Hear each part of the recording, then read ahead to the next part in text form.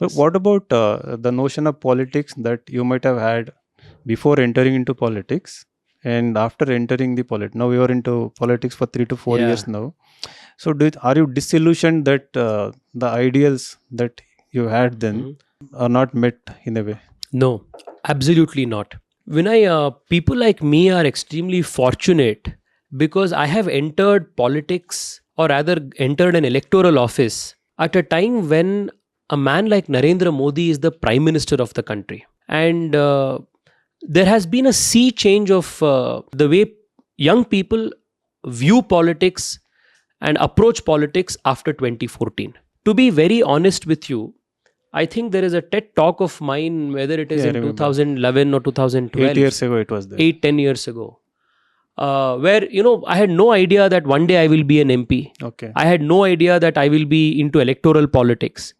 But in that TED talk, I have highlighted the woes, the banes of Indian politics, Correct. which is politics riddled with nepotism, muscle power, caste power, money power, where meritocracy, where first generation political aspirants do not stand an equal playing field. It is not egalitarian. That you All highlighted. of these challenges I have highlighted in that talk.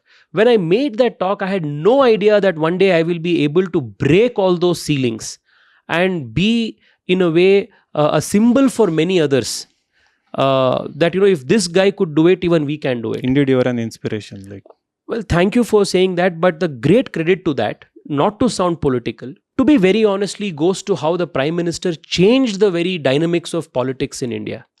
I don't think I would have gotten elected to the Parliament in 2019 at the age of 28, about 13-14 lakh rupees in my bank account, a 5-year practicing lawyer, a 5-year-old practicing 3 lawyer. lakh plus margin win. It would not have been possible if Narendra Modi was not the prime ministerial candidate, and if the BJP had consciously not decided to give space for non-political dynasts in the political party and encourage such people. The trend we are seeing in how the awards are also awarded nowadays. Exactly. So, if Salu Marada Timmaka, going back to her, if she is a Padma awardee today, the credit goes to the Prime Minister. If I am an MP today, again the credit goes to the BJP and the Prime Minister, because the system today is enabling such opportunities. So that's how I got elected. And coming back to sorry, you were asking how different I see. So first of all, I'm lucky that I'm fortunate that I'm at a time where we have a leader like the Prime Minister who is inspiring all of us towards setting a new culture in politics. Second, while I was outside of the system, you generally have this perception that politicians are, these lazy guys who don't, do much of hard work. It's so glamorous, it's so outside, it's all, hunky-dory, left, right, have people helping you, all of this. But let me tell you, the last 3 years is when I have worked the hardest in my life. Okay. Not in SSLC, not in PUC, not anywhere else, but the last 3 years is where I have put in the maximum amount of work. So what motivated you? When the country's top leader works 15-16 hours a day, then naturally you are expected to, and you will also naturally work that hard. So what about the rewards? You have put all the hard work. Do you think... No, I'll come to the rewards. I just want to, answer your question, because it was a very good question of how I have seen the change. Correct. So one is this perception that politics is a very glamorous thing from outside. That perception is changed now after I've come inside. More than glamour, it is hard work. That is something that has changed.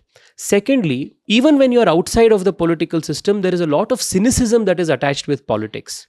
That politics means corruption, politics means breaking the rules, politics means not doing things the right way. But in the last 3 years, my experience has been nothing but cynical. It has been positive, where I have been personally handed out opportunities of impacting lives of people at scale. Whether it was getting more than 3,000 people from my constituency who were stranded in different parts of the world during COVID, successfully bringing them back. Whether it were hundreds of kids from Karnataka who were stranded in Ukraine, bringing them back successfully. Whether it was helping our people during COVID pandemic. Whether it is helping that one child who deserves better education, a compassionate ground appointment. but is being denied by the system to get them and settle their family, to have been doing these kind of things, this it instills in you a sense of confidence that the system works. So my experience has been very positive, that if your intent is clean, if your heart is clean, and if you maintain a strength of character, you can actually use the levers of power here to effect great good. That has been my learning.